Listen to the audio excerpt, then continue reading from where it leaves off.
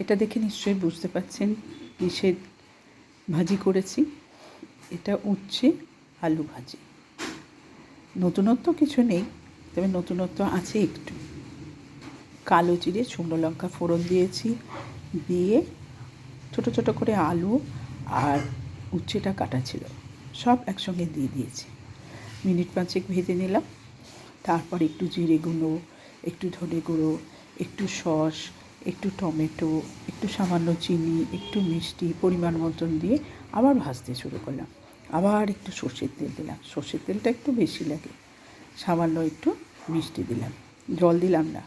এইভাবে ভাজতে ভাজতে হয়ে গেল উচ্ছে আলু ভাজি। উচ্ছেটা কিন্তু কিনে নয়, উচ্ছেটা আমার বুড়োকর্তার বাগানে উচ্ছে গাছে উচ্ছে। কোনো কিছুই আমি বসাই না, ঈশ্বরের অবদান। কত রকম ফুল গাছ হয়েছে বাগানে, উচ্ছে গাছ হয়েছে, এমনকি একটা টবে বেল গাছও হয়েছে, কারি পাতা গাছ হয়েছে। বেশ মজা লাগে, খেয়ে দেখবেন, খুব ভালো।